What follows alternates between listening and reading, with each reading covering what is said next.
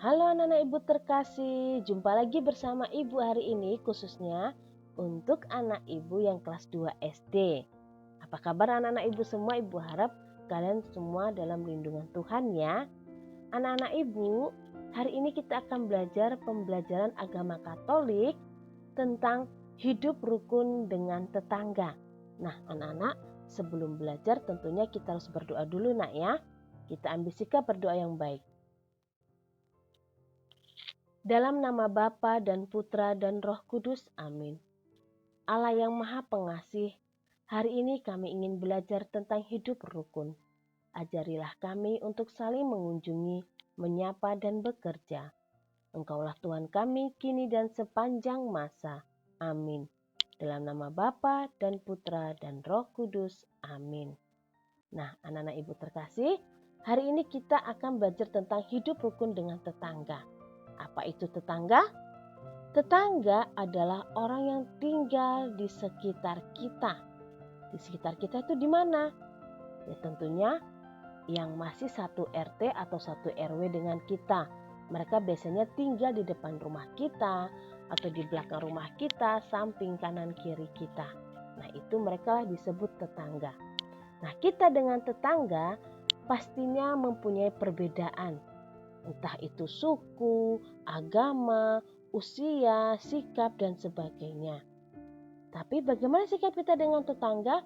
Kita harus menjaga kerukunan. Ya, dengan perbedaan itu kita harus tetap menjaga kerukunan. Banyak cara yang kita lakukan. Kita perhatikan gambar perumahan cinta kasih ini. Kita perhatikan anak-anak yang begitu bahagia.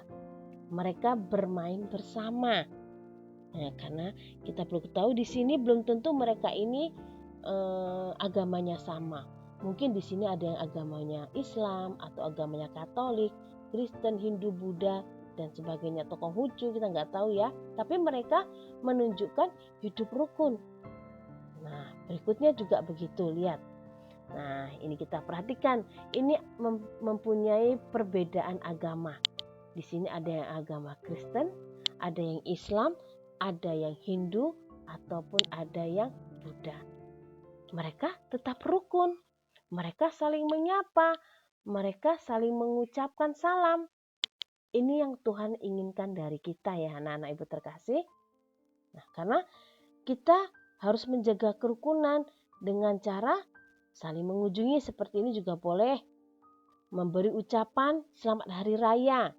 Nah, lalu selain itu juga dengan bergotong royong, tidak membedakan suku atau agama.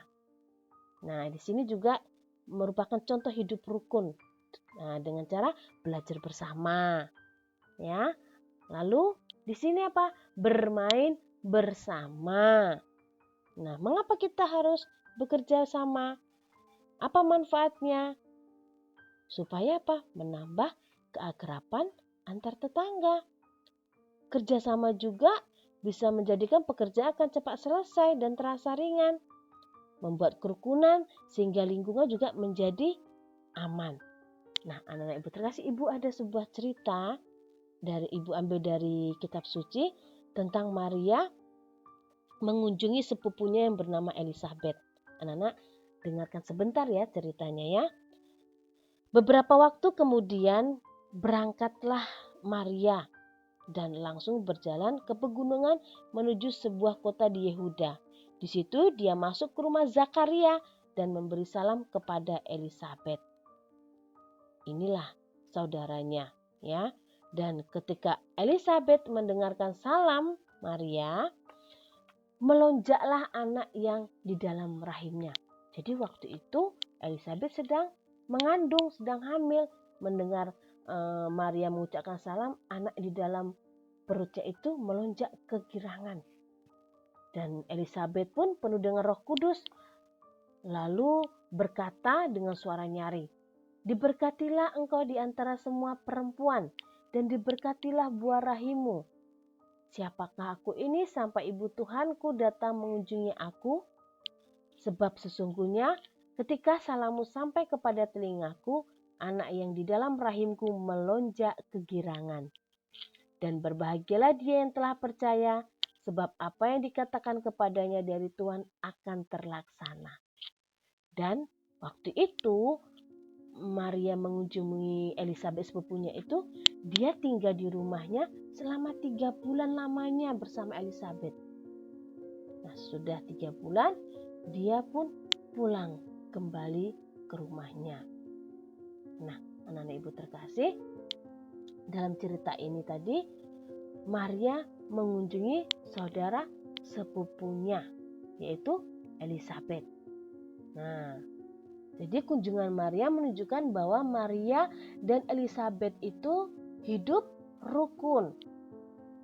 Sikap rukun antara Maria dan Elizabeth itu adalah saling mengunjungi, saling berbagi kegembiraan. Nah, bagaimana dengan anak-anak? Kita juga bisa seperti mereka. Kita bisa saling mengunjungi ke tetangga kita atau ke rumah teman kita. Ya, seperti Maria mengunjungi Elizabeth. Karena mereka dapat berbagi rasa. Jadi kalau kita dikunjungi tentunya senang. Begitu juga dengan Elizabeth. Senang dikunjungi oleh Maria. Nah, karena apa? Selain itu mereka merasakan kegembiraan bahwa Maria akan menjadi bunda Yesus dan Elizabeth akan menjadi bundanya Yohanes Pembaptis. Jadi kunjungan ini menunjukkan bahwa Maria dan Elizabeth hidup rukun. Mereka saling mengunjungi, saling berbagi kegembiraan. Jadi kita anak-anak dapat meneladani sikap mereka yang selalu rukun dalam hidup. Itulah juga yang diinginkan oleh Tuhan, agar kita harus hidup rukun dengan siapapun. Meskipun kita berbeda agama, meskipun berbeda suku, meskipun berbeda usia, kita tetap menjaga kerukunan bertetangga. Ya, anak-anak ibu terkasih, cukup sekian pembelajaran kita hari ini. Ibu rasa anak-anak sudah mengerti ya. Kita harus saling hidup rukun. Sekarang kita mau doa sesudah belajar. Dalam nama Bapa dan Putra dan Roh Kudus, amin. Tuhan, jadikanlah aku pembawa damai. Bila terjadi perselisihan, aku bisa menjadi pembawa kerukunan. Engkaulah Tuhan dan Sang Juru Selamat kami. Amin. Dalam nama Bapa dan Putra dan Roh Kudus. Amin. Nah, anak-anak ibu terkasih, terima kasih. Sampai jumpa di pembelajaran berikutnya. Anak-anak tetap menjaga kesehatan. Cuci tangan di air yang mengalir. Tuhan memberkati kita semua. Amin.